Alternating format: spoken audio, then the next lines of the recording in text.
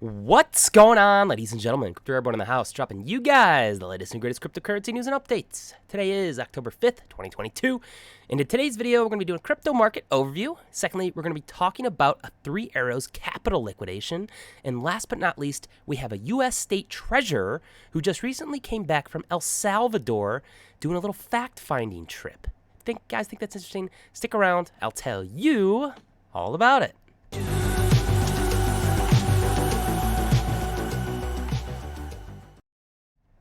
All right, guys, hopefully you're all having a great day today. I sure am.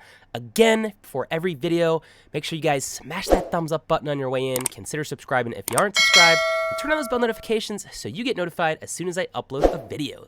Again, I say it in every video. I shouldn't have to remind you guys. You guys know the deal. But it's the least you guys can do to help support the channel. Also, if you want to skip to any section of this video, always check the pinned comment down below where I do put timestamps.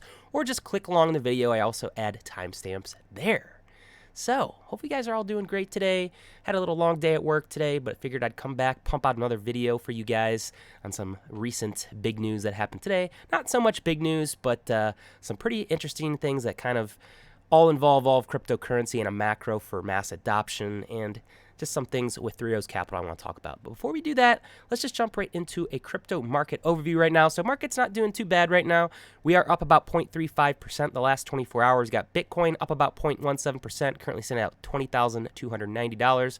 We got Ethereum's up about 0.38%, sitting at $1,366.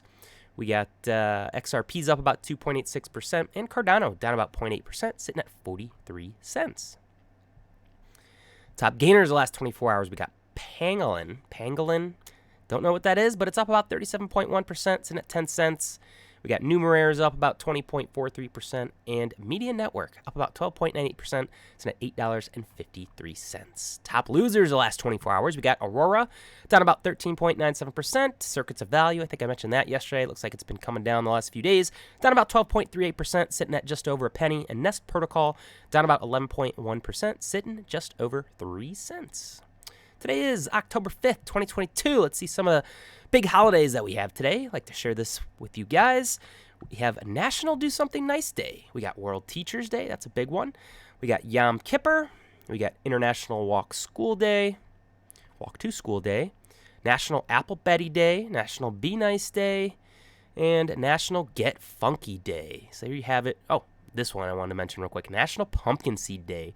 You know, it's coming up on Halloween. Everyone's getting out of that fall mentality. I want to get one pumpkin, carve it with the kids, you know, roast those pumpkins, put some sea salt on it. So good for you. So those are your holidays for today. Crypto Bubbles, top 100. We got GMX up about 23.2%. I don't know what that is, but might have to check that one out. We got Twitter. Just kidding.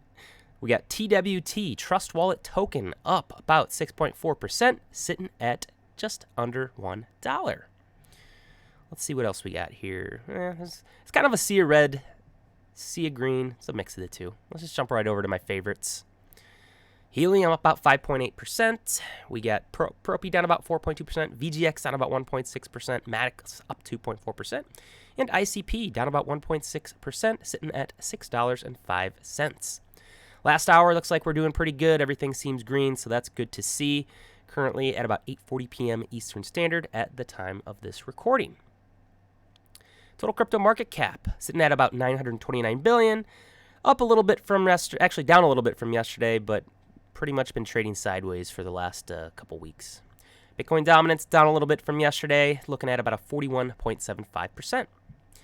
All right, so we got the Crypto Fear and Greed Index. We are up 1 point. We're back into that fear territory, whereas yesterday we were in extreme fear, last week we were extreme fear, and last month we were still in extreme fear at a 22. So markets were a little green today, only moved up a point, but keep an eye on that. Be fearful when others are greedy, and greedy when others are fearful.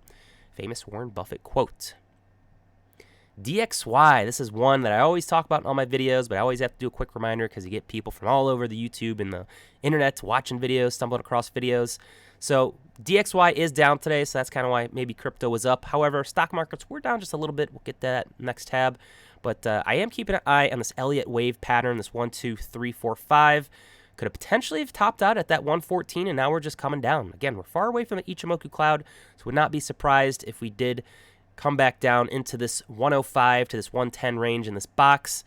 That's historically back for DXY being a very historical support and resistance zone. Right now, it's acting as support as it's coming down, but again, if we do break through that, I wouldn't be surprised to come back in and start bouncing around a little bit. But hopefully we do have a correction here to the ABC downtrend, and then we'll see the crypto markets and traditional markets up. But, you know, if this is a fake out, keeps going up and up, it's not looking good for crypto or traditional markets. Speaking of traditional markets, they were down a little bit today. However, the pre-market is up just a little bit. As it says right here, stock futures tick up slightly on Wednesday after two-day market rally. So there you guys have it for that. And just some looking at Bitcoin right now, currently looking at about 20,256. We got the RSI right here. This is the 4-hour chart. A little overbought right now. So, you know, market did rally the last couple of hours. We still have moving downwards a little bit on the MACD, a little bit of negative momentum territory.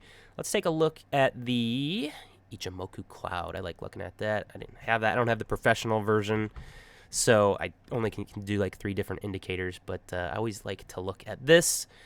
See, every time that the price action moves away from the cloud, it tends to come back, so it's kind of a decent indicator to look at. So again, we are far away from this Ichimoku Cloud on the 4-hour chart. Would not be surprised to see Bitcoin come back down towards that territory.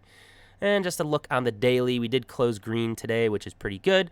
We are far away from the Ichimoku Cloud, so at least on the daily time frame, looks like we're going to try to bust through this Ichimoku Cloud, and hopefully we do that. That'll be good to see. All right, first topic of discussion today, we have 3 Arrows Capital. 3 Arrows Capital went bankrupt, filed for bankruptcy, and that just caused a whole slew of downfalls for lots of different cryptos, brokerages, exchanges, Voyager, Luna collapse, all this crazy stuff that this hedge fund did. But apparently, it pays off the bankruptcy proceedings. They have over 300 NFTs from their Starry Night Capital that were moved this week.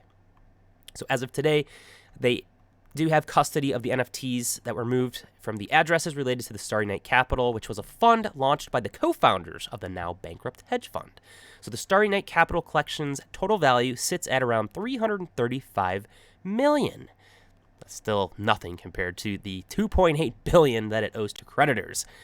So hopefully Voyager gets that back first, and it comes back to the customers who have stuff locked up. That's the main reason why I wanted to cover this, because that's like one of the first things I heard of, that they are getting liquidated, all these small assets. But again, still just a tiny smidge in this $2.8 billion hole. So in 2021, 3AC co-founder Suzu, Kyle Davies, and pseudonymous NFT collector Vincent Van Gogh, they formed the Starry Night Capital, which is an NFT that was an NFT-focused fund initially intended to invest exclusively in the most desired NFTs. So that's just quick and down and dirty for this article about the liquidation.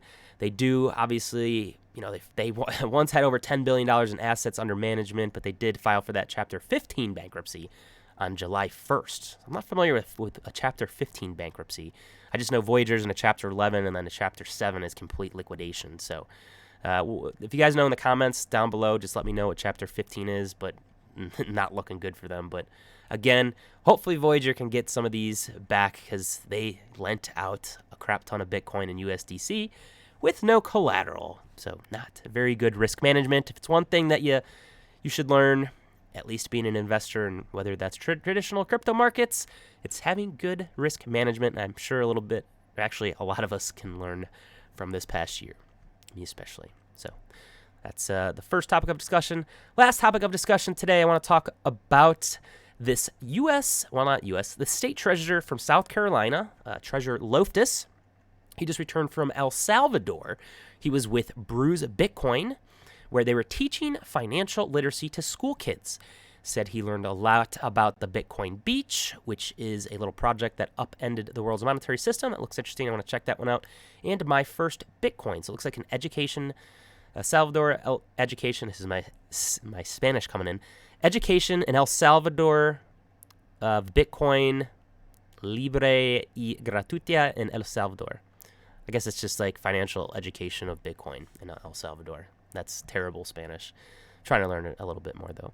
Also, it looks like they're having on October 5th through the 7th, looks like they had it starting today, this South Carolina Blockchain Week, if you guys are interested in it. It looks like it's in Charleston, South Carolina at Hotel Indigo Mount Pleasant. I love South Carolina, love Charleston. So again, if you guys are watching this video, you want to attend it. It looks like they have the guy that actually went down and visited El Salvador, which we're going to go over an article here quickly. Curtis Loftus, the South Carolina State Treasurer. Probably going to talk about that. We got U.S. Securities and Exchange Commission. Hester Pierce is going to be there. We got the President of the National Commission for Small Micro Business in El Salvador, U.S. Congresswoman, and Dennis Porter. I think I follow him on Twitter. He is co-founder of Satoshi Act Fund. So again, if you guys are in South Carolina, just quick side note, go check this out. I think tickets are kind of pricey, so I mean, if you got $350 laying around for the last 2 days, it'd probably be a pretty cool event to go to and listen to. But again, this is all about like mass adoption. This is slowly leading towards regulation, and something that I think that we need to make mass adoption for cryptocurrency. And you just have individual people within the U.S. government, state governments, U.S. treasuries, just trying to dabble into crypto and learn a little bit about it. And this is the exact one thing that Curtis Loftus, who is the treasurer for the U.S. state of South Carolina, he spent 5 days in El Salvador as part of an exploratory trip focusing on cryptocurrencies. The visit to El Salvador was prompted by South Carolina's legislature exploring ways to support the adoption of crypto and blockchain in the state. So Loftus is a self-described Luddite. I don't know how to exactly say that, but he is neither a proponent or an opponent of crypto, but wanted to learn how South Carolina's government could use the technology effectively in addition to promoting financial literacy among residents.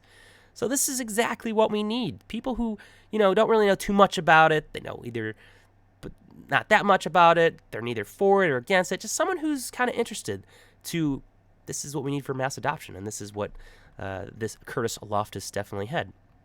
So he goes on, says a couple things, talking about them going to a restaurant, spent $300-400. They paid with Bitcoin. He signed up for Lightning beforehand, but I guess the majority of people in El Salvador use the Chivo wallets.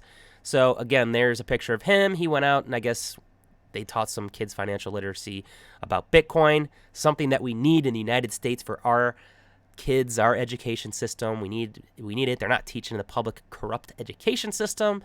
So hopefully he can bring back whatever he learned and then just kind of implement it within at least the state of South Carolina. And he's all word of mouth. He can start talking to his buddies in the state government, the Senate, whatever. But again, this is just something really big for mass adoption. So, El Salvador, their president, Nayib Bukele, announced the government, they are holding about 2,381 Bitcoin as of July.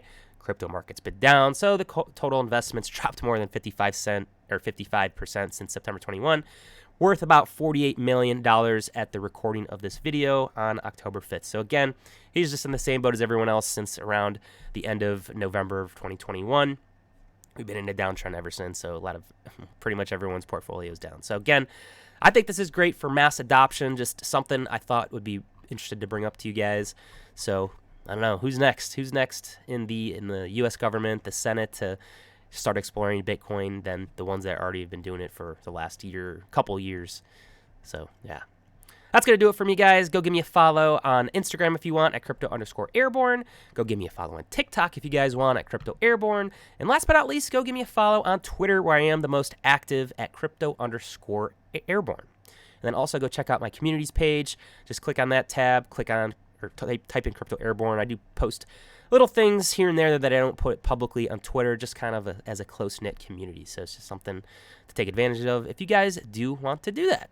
So again, guys, on your way out, smash that thumbs up button. Consider subscribing if you aren't subscribed. Turn on those bell notifications so you get notified as soon as I upload a video. Feel free to share. Feel free to check out all my other videos.